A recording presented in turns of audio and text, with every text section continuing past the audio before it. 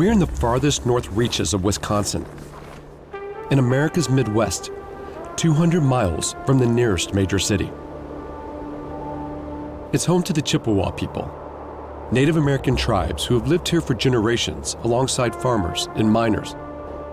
But today, tourism is among the primary industries.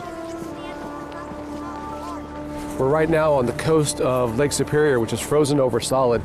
Thousands of people have come to see some ice caves that are just around the corner here, and you can see a line of people just as far as you can see it.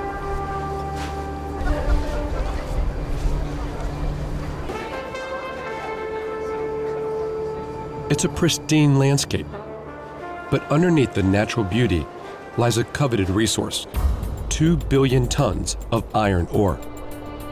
A mining company called Gtac is planning to dig what could be one of North America's largest open-pit mines. It would start with a 4.5-mile open pit and could eventually stretch 22 miles. It would be upstream of a massive wetland that feeds Lake Superior, part of America's Great Lakes, which make up 20% of the world's surface fresh water. Fault Lines has come to Wisconsin, where corporate interests have set off a battle for the very soul of the state, pitting those who wish to extract natural resources against those who wish to preserve them.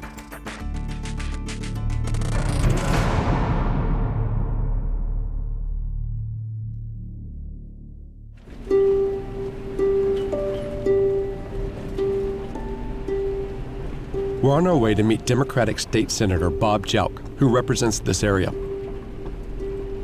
He wants us to meet at one of his constituents' house, to sit around the kitchen table and talk to some of the families that actually live right here by the mine and see what they think about it. Nice to meet you. It's amazing out here, huh? It is an incredible country, and you begin to understand the conflict between this intensely challenging project and people who live here. Yeah.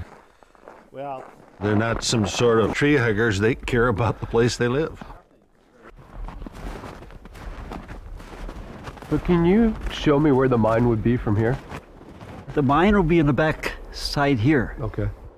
That's that hill line right there. That's that hill there. Hill line there. Before Gtac, other companies abandoned plans to mine here. They determined that it would be too costly to extract the rock, which is less than 20% iron, and would generate an enormous amount of waste.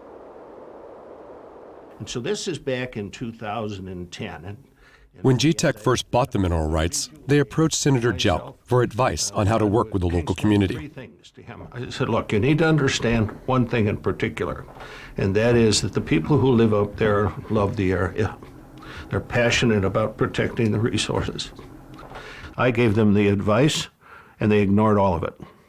Has the company come out to reach out to you? No. Are you kidding? No.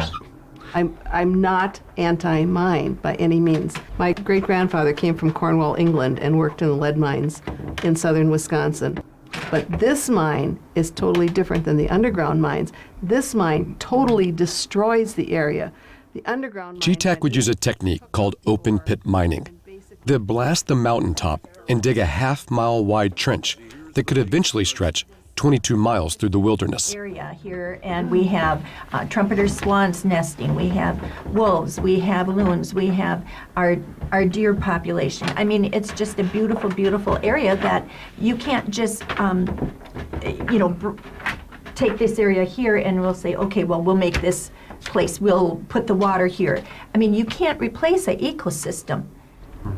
What's at stake for you? For me, I guess it's just the morality of it. I find it immoral to destroy something like this.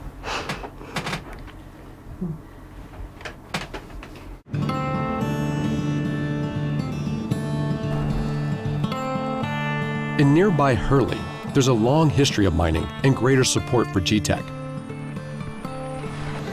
It's freezing out there. Hey. Leslie Colazar is the chairwoman of the Mining Impact Committee.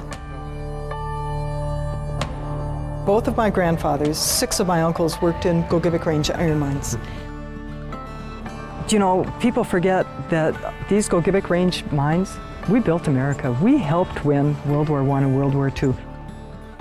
Why is it important for this mine to go forward? What are the stakes and why are you supportive of it? If you look at our local economy, we have the highest unemployment rate in the state. We have 13.3% unemployment, and the people who are working here, those tourism jobs are paying $7.25 an hour. Can you support a family of four on that? Of course not. What have you been promised in the way of what the mine will bring economically to the community? They've estimated at 700 good family-supporting jobs with benefits, retirement, health insurance, paid vacation, sick leave, things that most of your tourism jobs don't offer. How do I know who's telling the truth? The estimate of 700 jobs comes from a study commissioned by Gtac. Those jobs would be created over the course of 35 years, the first phase of Gtac's mine. I don't know where I'm going to find the answers. This land and its vast waters once belonged to the Chippewa tribes.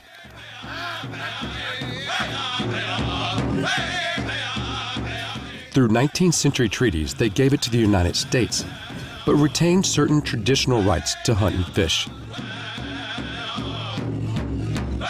They say their very culture and sustenance is threatened by the mine. There's a lot of dangers involved in putting a gigantic hole right here. Phoebe Kebick is a lawyer for the Bad River Band of the Chippewa. This water travels from the Penokee Hills. She's helping to devise a legal strategy to fight Gtac. Connected. Which way does this water flow? This water travels north, and there could be toxins loading from the mine site here and traveling through the waterways. That river. Yeah. The toxins concerning Phoebe would be caused by acid mine drainage, a danger confirmed by numerous geologists. Sulfide minerals in the waste rock would mix with rain and water, causing acid runoff. There is a serious risk that the acid and dissolved heavy metals like mercury would contaminate the water, fish, and the wild rice on which the tribes depend. Where does the wild rice grow? Up in this area up here. The reason that we're here in Bad River is because of the wild rice. Through a series of prophecies, we're told to move inland to the place where food grows on water. And the food that grows on water is wild rice.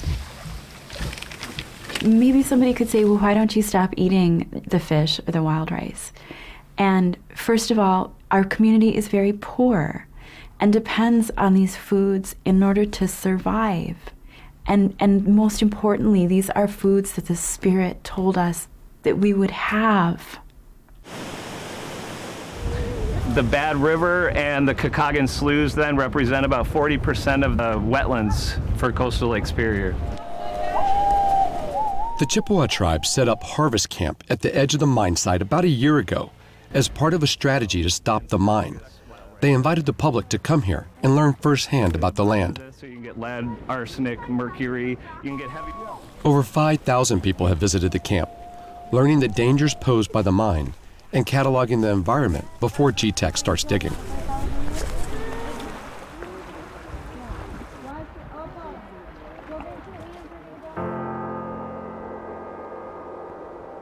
Slappy, give me 5. Come on. Oh, there we go. Paul Demain of the Lucoutere tribe is one of the people who first set up Harvest Camp. Tribal members and supporters lived there through a harsh winter to demonstrate their resistance to the mine. Their effort garnered press and support for the cause. How close are we to the mine site? To where they want to do the mine site? About a mile straight this way. If you look up here, you can see that ridge up there. Paul sees this struggle as history repeating itself. Mining companies and white settlers way back in the 19th century clashed with Native Americans over this very same land.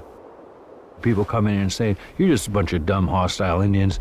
You don't know how to exploit what's up there in a good way. You'll probably just live on it and collect maple syrup and hunt for venison and fish and do all these other things, when these mining companies will know what to do with that land a lot better and produce something out of it." I think the community here appreciates the fact that we've given voice to them. It's an interesting coalition of people who I think understand that this project is way too much risk in its present form. A lot of the people up here are survivors just like we are.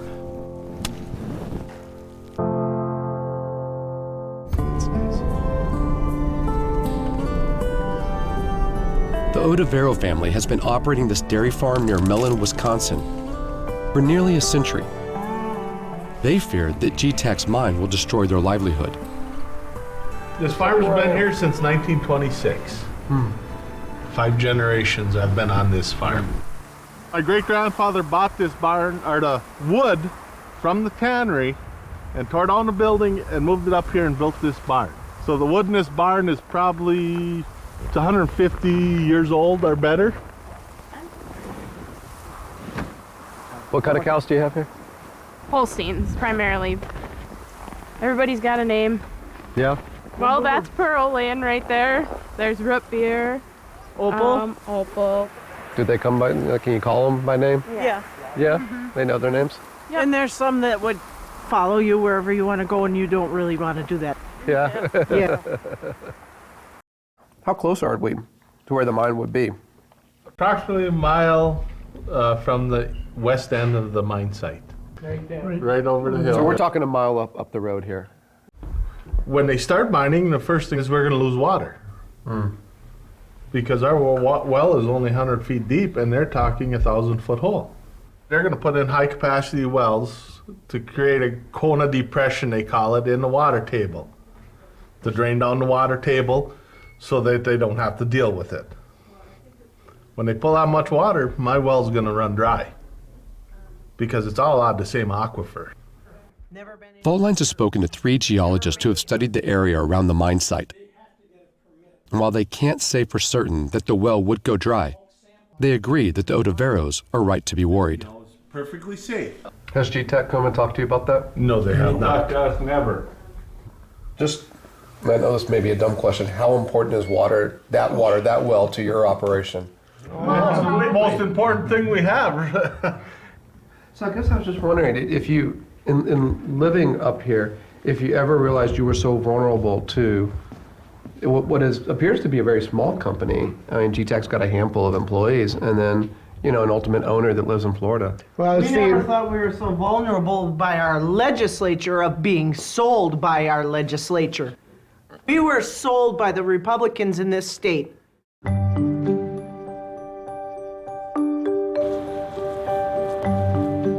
In February 2013, Republicans in the state Senate passed a bill that loosened restrictions on iron mining. Opponents of the bill were outraged by the way it reversed 15 years of environmental regulation. Fact of the matter is, Mr. President, that this bill is nothing more than a wholesale sellout of Wisconsin public policy to a West Virginia coal company, which has been... From the very beginning, it is clear that this company had a plan to change the state law so that they could have complete control. The bill that Governor Scott Walker signed gives Gtac and other iron mining companies permission to put waste in rivers, ponds, and streams near the mine, so long as they pay for mitigation projects elsewhere in the state. It limits the regulatory power of the Department of Natural Resources. And most offensive to mine opponents, it allows Gtac to obtain an exemption from any requirement in this law it objects to. From 10 kids.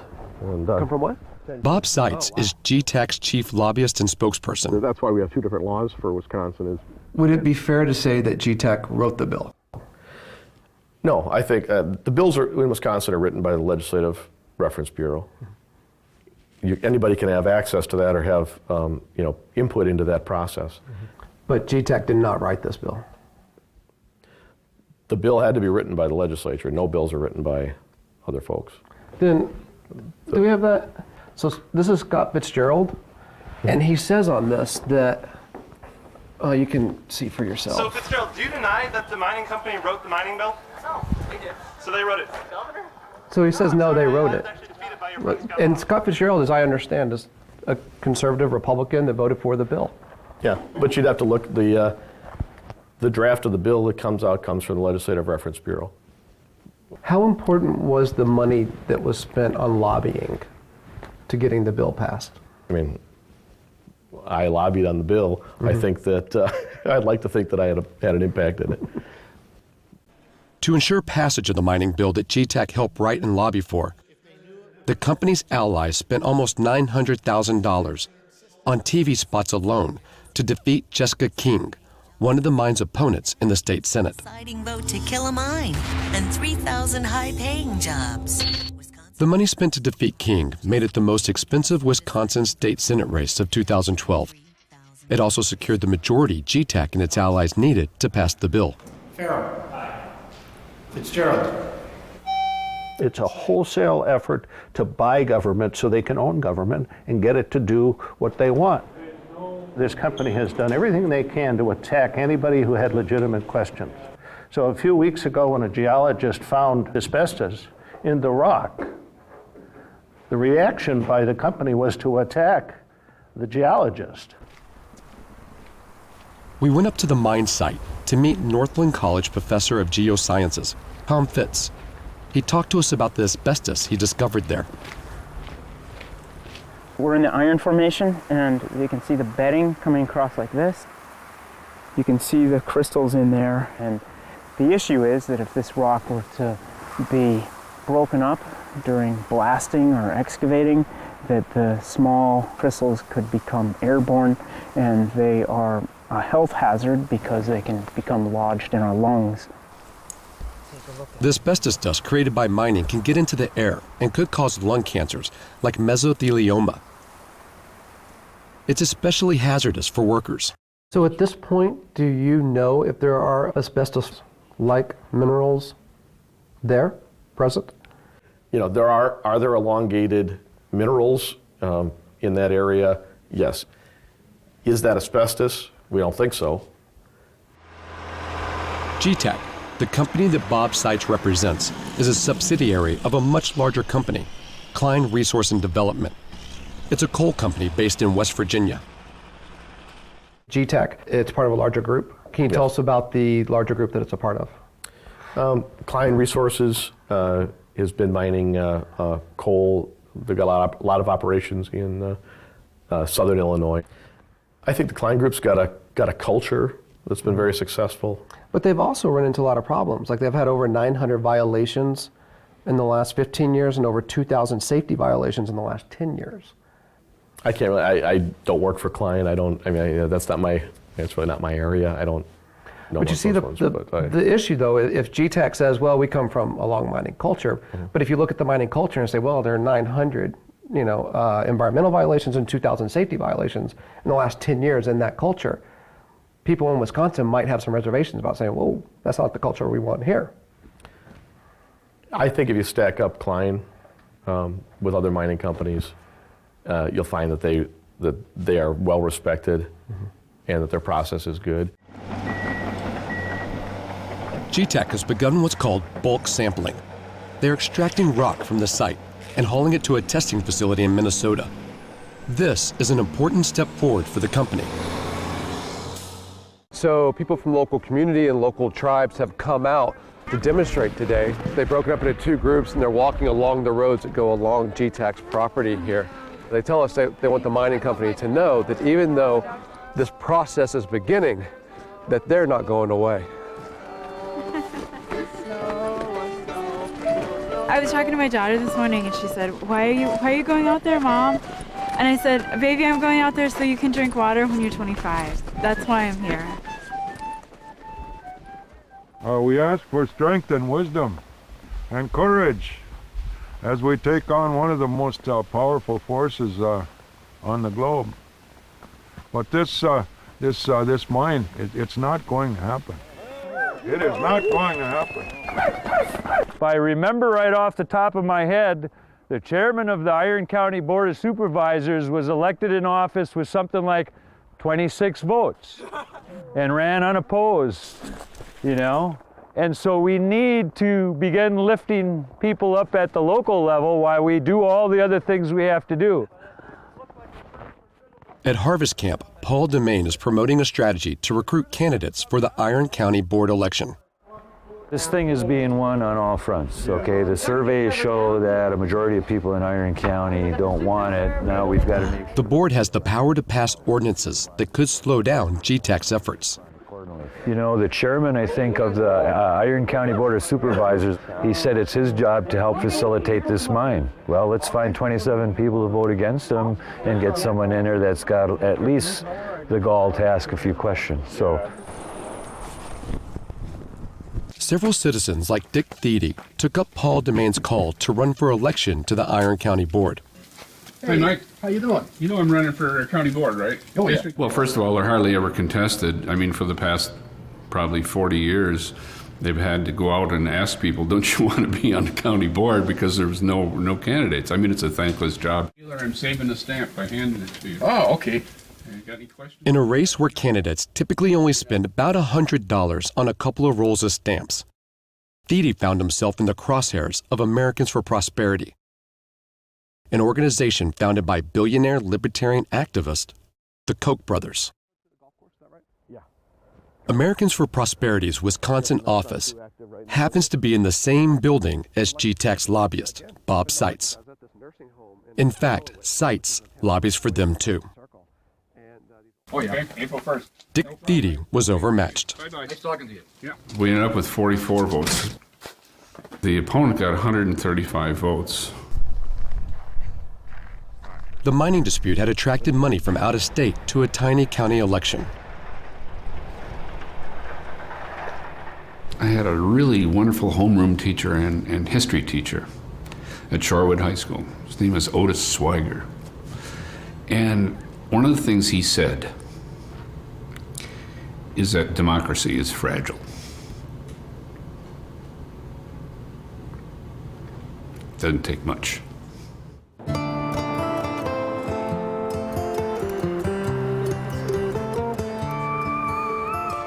What happens to the town here and to the people here if this mine doesn't go through? We need our community to exist. And if we don't get something here, our community is going to continue to decline. We continue to see an area of high poverty. Nobody wants poverty. Nobody.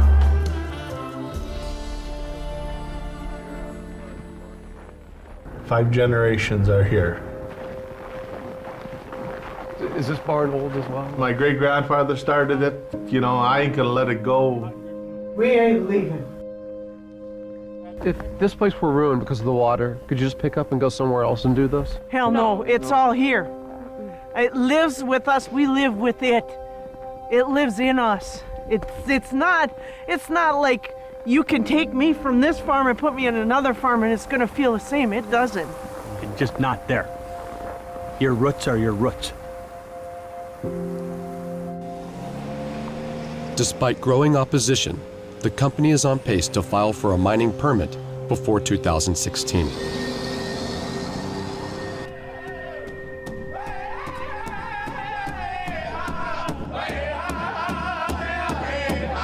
A movement is starting, and that's what's going to stop this. Somewhere in the future, there may be lives saved because you stood up here for your community and the generations that have handed you this community to save.